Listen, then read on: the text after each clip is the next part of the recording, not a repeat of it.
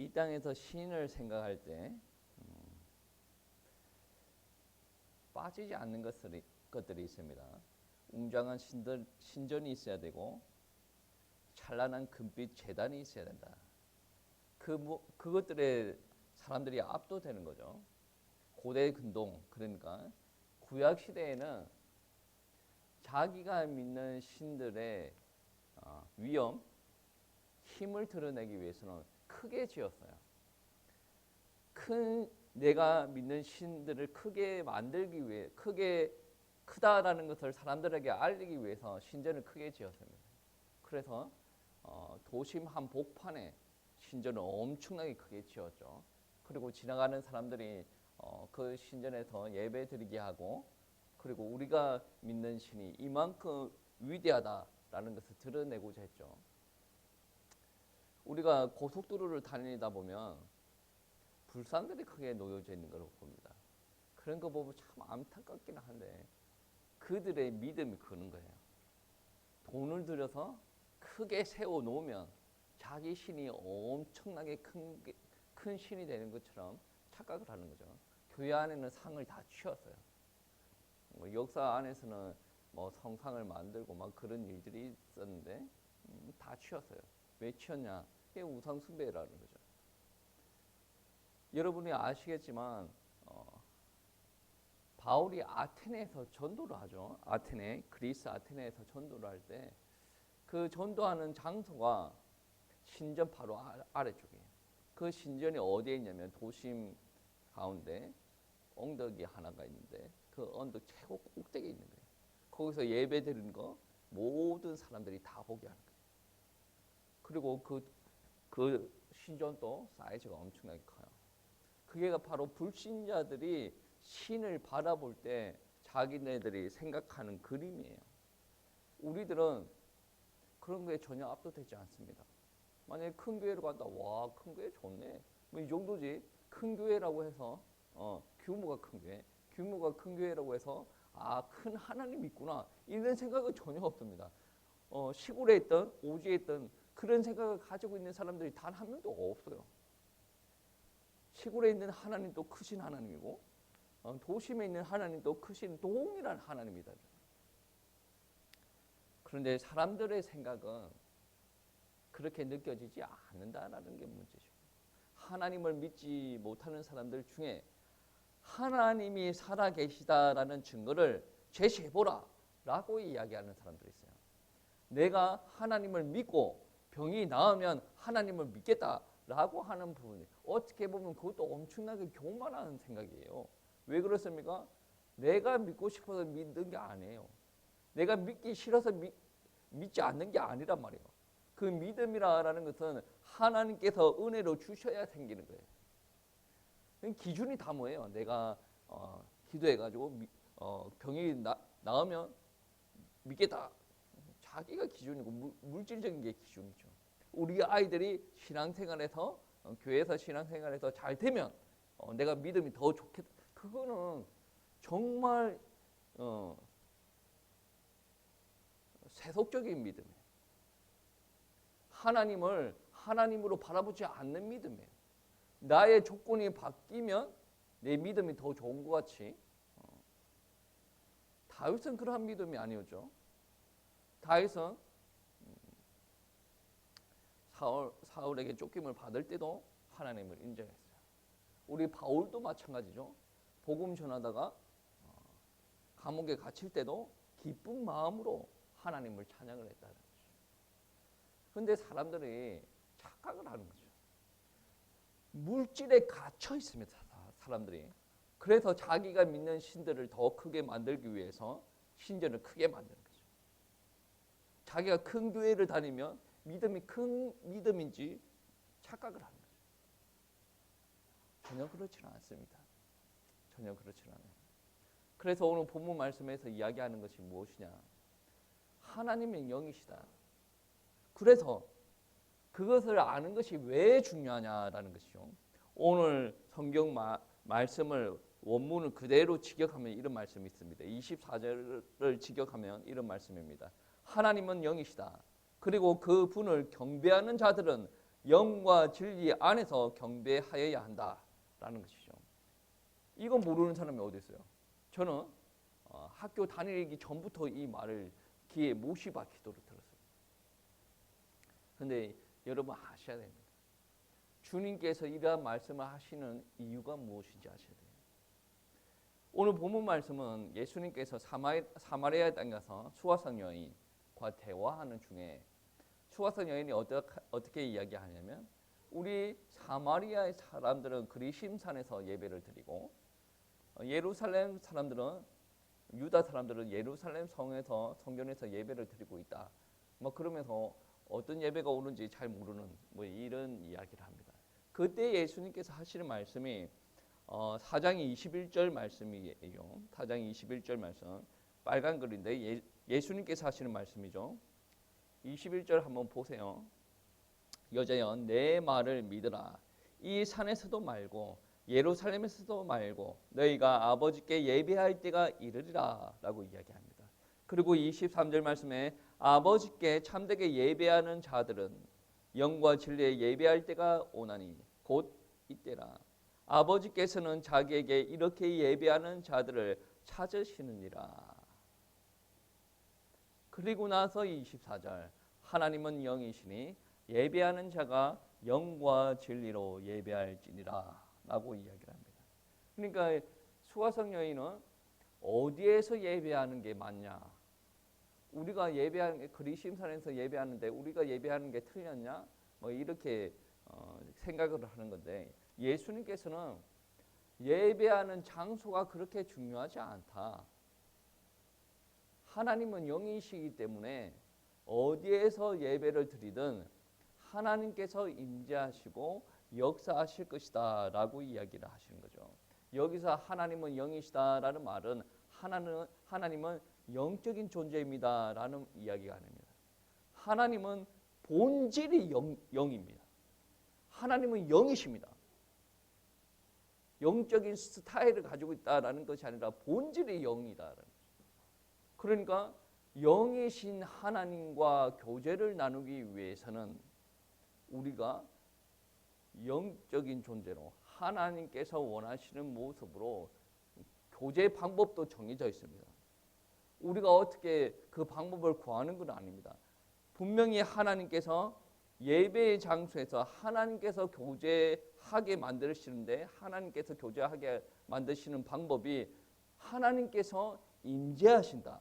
영적인 하나님, 영이신 하나님께서 임재하신다. 육을 가지고 있는 우리가 하나님과 소통 나눌 수 있는 방법이 없잖아요. 우리가 영이 살아있어야 하나님과 깊게 교제를 나눌 수가 있다라는 것을 두고 이야기를 하는 거죠. 하나님께서는 사람이 만든 그 무언가에 제한되지 않으십니다. 여러분 이 땅에서 자기 신들을 믿는 그 사람들을 한번 보세요. 자기가 만들어 놓고 그것이 신이라 생각하고 제사를 합니다. 얼마나 어이가 없어요. 본인들은 그게 얼마나 심각한지 몰라요. 여러분도 여기에다가 뭘 상을 한 개 만들어 놓고 그렇게 한다면 그만큼 사람들이 물질적이다, 육신적이다. 그것을 만들지 않으면 하나님이 안 보인다. 자기식으로 신앙생활을 하는 거죠. 교회 안에서는 그런 게 다 없다라고 하죠. 출애굽했을 때 이스라엘 백성들을 한번 보세요. 하나님의 역사를 경험을 했어요. 하나님의 능력인 거 압니다. 근데 자기식으로 하나님을 만들려고 착각을 하는 거죠. 내 몸이 나으면, 우리 아이들이 잘 되면, 그러니까 하나님의 능력은 그 정도 아닌데 자꾸 하나님의 능력을 축소를 시키고 있단 말이에요. 자기가 이해하기 편하도록. 하나님의 말씀을 바라볼 때도 있는 그대로 바라봐야 되는데 자기가 이해가는 것만큼, 그러니까 자기가 이해가는 것만큼 받아들이고 그 이해가는 것만큼 행동을 합니다. 그러니까 결과물이 어떻습니까? 자기가 생각한 만큼의 결과물이 나오는 거예요. 하나님께서 여리고성을 돌아라라고 한다면 돌아봐야 그 이후에 결과물이 나타날 거지 않습니까? 굳이 저럴 필요가 없을 것 같은데? 뭐 우리가 그냥 돌지 말고 이렇게 기도하고 있자. 그러니까 자기가 원하는 결과물을 만드는 거죠. 자녀를 키울 때도 마찬가지예요. 자기가 막 생각이 있어요. 이렇게 딱 키워야겠다. 그게 딱 이게 고정이 돼버리면 자기 수준을 뛰어넘는 아이는 나올 수가 없어요. 한나가 그랬지 않습니까? 한나가 처음에는 자기 수준으로 기도를 했어요. 하나님께서 어떤 아이가 태어나고 어떻게 성장할 줄 아니까 하나님께서 태문을 열지 않으시고, 자기 능력으로 안 되는 거 아니까 하나님 앞에 갖다 맡기는 거죠. 그래야 하나님께서 만지시는 거죠. 그 어린아이를 갖다 맡기고 나서 부모가 가만히 있겠습니까? 밤새도록 기도하지 않겠습니까? 한국 부모님들 보면 하나님께서 알아서 하실 거야 하면서 기도하는 부모를 잘 못 봤어요. 그게 무엇입니까? 안 믿는다는 거죠. 들은 거는 있는데 하는 신용만 하고 실제로 믿지 않는 거죠. 정말로 믿는다라고 한다면 기도해야죠. 그게 바로 하나님께서 영이시다라는 것 안에서 출발합니다. 우리는 자꾸 눈에 보이는 것에 고정이 돼 있어요. 내 아이를 내려놓는다. 그거 엄청나게 위대한 거죠. 아이보다 하나님이 더 크게 보여야 내려놓을 수가 있는 거죠. 근데 하나님이 그 정도로 크게 보이지 않으니까 내려놔야 되는가 봐. 하나님께서 알아서 하시는가 봐. 내려놓는데 하나님이 크게 안 보이니까 기도를 안 하고 내 아이가 어떻게 되고 있는가 이렇게 지켜보는 거예요. 믿음이 없는 거죠. 믿음을 달라라고 하나님 앞에 기도해야 됩니다. 오늘 본문 말씀에 보시면 참된 예배의 본질을 기록하고 있습니다. 영이시다, 진리시다. 그것은 하나님께서 영으로 임재하셔야 우리가 교제할 수가 있어요. 그러니까 이 말은 정말 심각한 문제예요. 심각한 말입니다. 우리가 아무리 화려하게 예배를 드린다고 해서 드럼, 일렉, 피아노, 싱어들이 몇십 명이 선다라고 하더라도 하나님께서 원하시는 예배가 아니면 하나님께서 받으시지 않는다. 23절에 그렇게 이야기하고 있죠. 아버지께서는 자기에게 이렇게 예배하는 자들을 찾으시느니라. 자꾸 사람들의 기준으로 이렇게 하면 되겠다, 저렇게 하면 되겠다 라고 이야기를 하는데 그거는 성경에서 어떻게 이야기하는지 철두철미하게 검증을 걸쳐야 될 부분입니다. 요즘에 AI가 등장을 했어요. 그 AI를 어떻게 받아들여야 되는가 철두철미하게 성경적으로 검토가 일어나네. 우리는 무조건 좋은 게 있다 다 받아들여요. 일단 다 받아들여요. 사람들이 예배 잘 된다. 예배 잘. 뭐가 예배가 잘 돼요? 악기가 여러 가지 더 있으면 예배가 잘 된다. 이거는 성경과 상관이 없는 말인데 그것은. 악기가 많이 있으면 예배가 잘 됩니까? 그것은 하나님께서 받으시는 예배라는 것과 다른 개념이에요. 하나님께서 찾는다라는 것과 다른 개념이죠. 나는 변한 게 없어요. 악기의 예배를 받습니까? 아니죠. 나의 예배를 받는 거예요. 하나님께서 보시면 예배하는 자들을 찾는다라고 하는데 악기가 몇 개 더 있다고 해서 내가 예배가 잘 들려진다. 나는 좋다. 니만 좋겠지. 하나님은 예배하는 자를 찾는다라고 했는데 내가 예배를 드리기 위해서 기도하지도 않고 예배를 드리기 위해서 일주일 동안 예배를 위한 삶도 살지도 않은데 그런데 교회에 오니까 악기가 많으니까 예배가 잘 들려진다. 이거는 잘못된 믿음입니다. 여러분 그런 믿음은 아프리카 오지에 가면 예배가 안 됩니다. 아니 악기가 많으면 예배가 드려지고 악기가 없으면 예배가 안 드려진다는데 그게 뭐 어떻게 예배입니까? 여러분 다르게 이야기하면 교회 안에서 예배 안 드려지는 사람들은 교회 밖에서 예배 안 드려집니다. 교회 안에서 기도가 안 되는 사람들은 교회 밖에서 기도되기가 힘듭니다. 여러분 오늘 본문 말씀에서는 예배의 장소가 그렇게 중요하지 않습니다라고 이야기를 하지 않습니까? 하나님께서 영이시니까 하나님께서 임재하시는 곳이 어디든 예배의 자리가 된다라는 말씀인데 이게 자기식으로 받아들이는 사람들은 이 말씀을 어떻게 받아들이냐면 굳이 교회 갈 필요가 없네. 그냥 뭐 교회 갈 필요가 없고 나 교회 안 가도 예배가 드려지겠네. 자기가 편한 쪽으로 받아들여요. 우리 예수님은 그런 식으로 이야기했습니까? 네가 편하도록 그런 식으로 네가 편하게 예배 드릴 수 있도록 하나님께서 영으로 임재하십니까? 아니에요. 근데 사람들은 자꾸 자기가 편한 쪽으로 생각해요. 자기가 편한 쪽으로 생각하는 것과 하나님께서 찾으시는 그 사람이라는 것과 완전히 다른 거죠. 내가 편한 쪽으로 가는 것은 10중 8구 육신적인 부분이에요. 나의 개인적인 부분이에요. 그런데 하나님께서는 어떤 사람을 찾으십니까? 영과 진리로 예배 드리는 사람을 찾는 거예요. 그러면 내가 육신에 갇혀 있는 사람이기 때문에 하나님의 앞에 드려지기를 원한다라고 한다면 내가 해오던 스타일대로 가는 것이 아니라 하나님께서 원하시는 대로 예배를 드려야 돼요. 내가 정말 은혜를 받기 위해서는 여러분 영이 살아있어야 돼요. 정말로 새 속에 찌잘려가지고 하나님 앞에 와가지고 예배드리고 뭐 꾸벅꾸벅하다 이렇게 가 이게 무슨 예배입니까? 하나님께서 찾는다니까.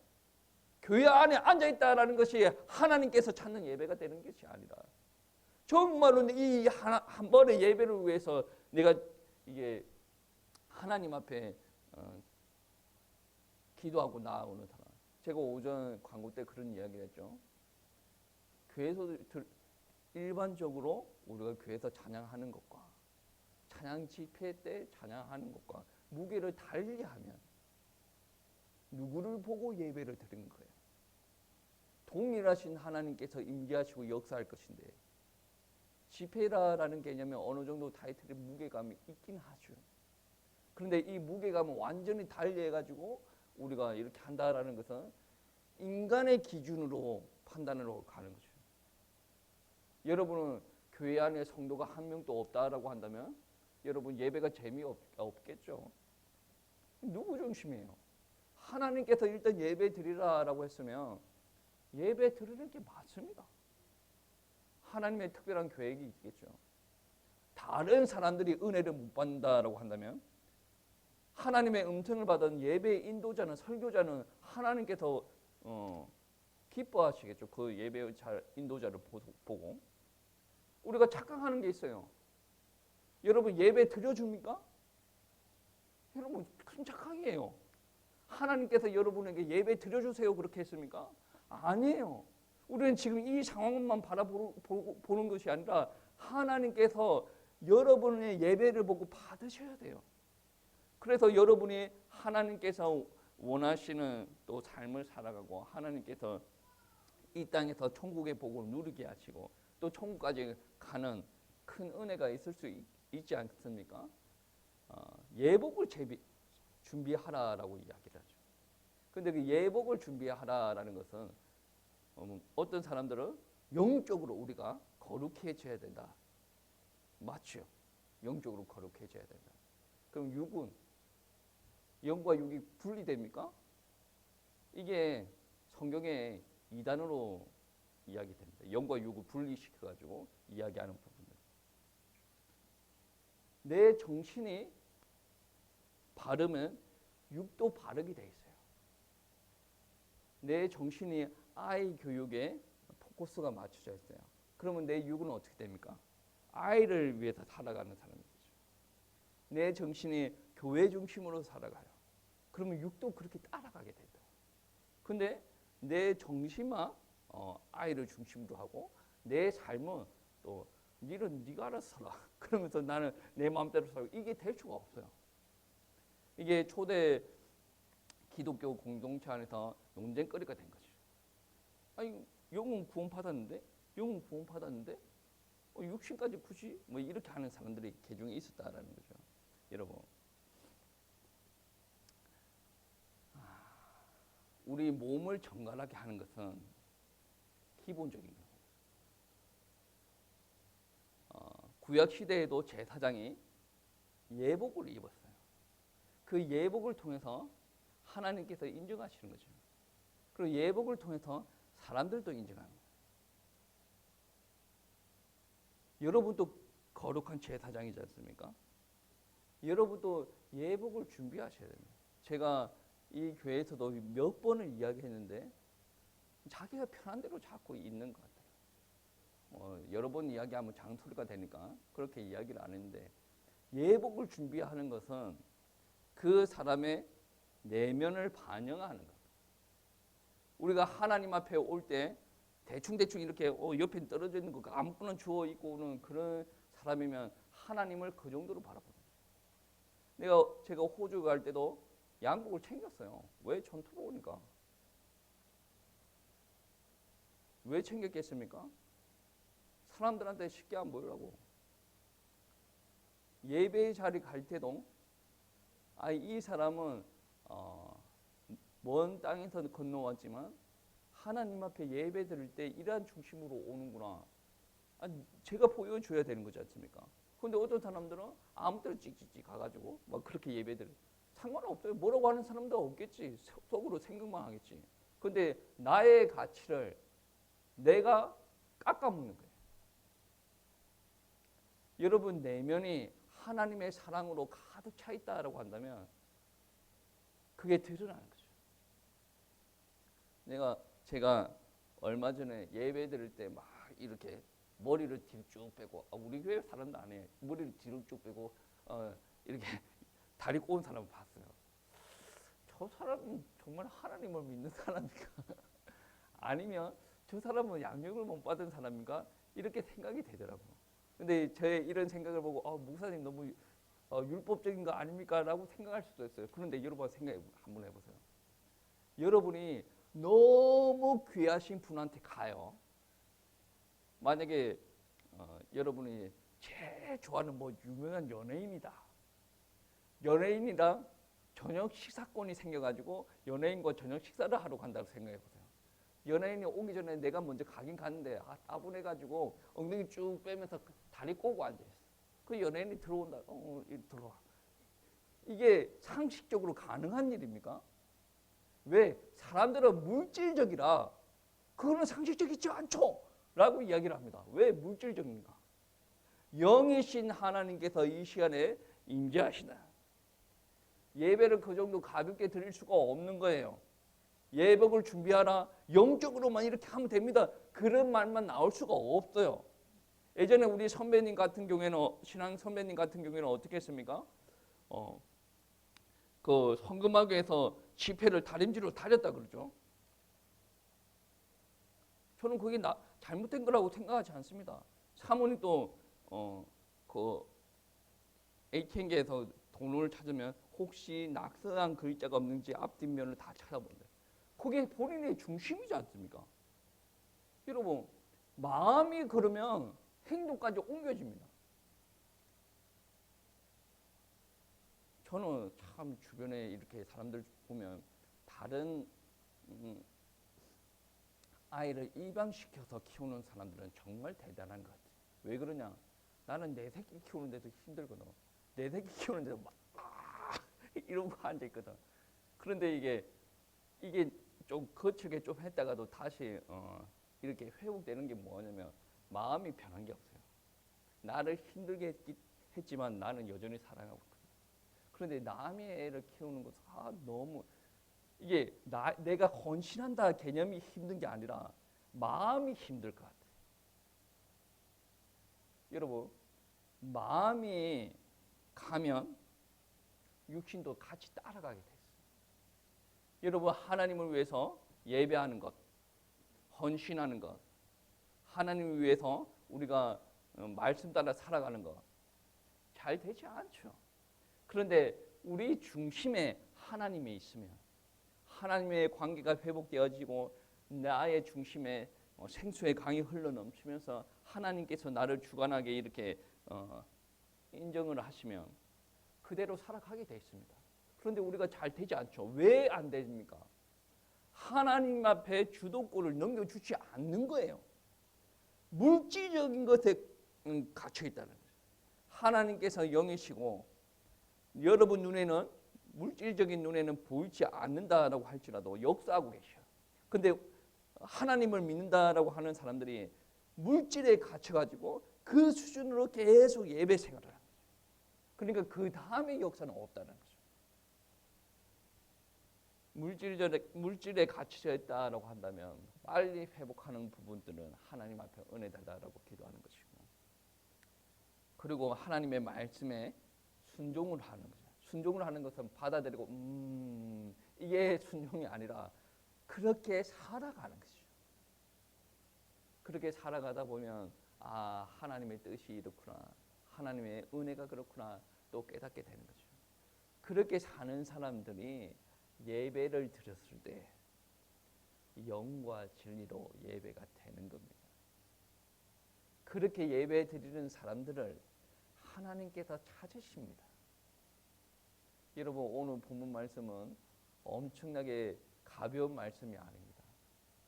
여러분이 대한민국에서 최고로 큰 교회를 가서 예배를 드렸다, 그래도 예배는 받으시지 않으십니다. 여러분 40일 금식 기도를 하였다, 그래도 받으시지 않으십니다. 근거가 확실합니다. 하나님께서 선택하십니다. 그 근거가 예배와 진리로 예배 드리는 사람, 회복하시기를 축복합니다. 우리 능력으로 되지 않습니다. 하나님의 능력이 필요합니다.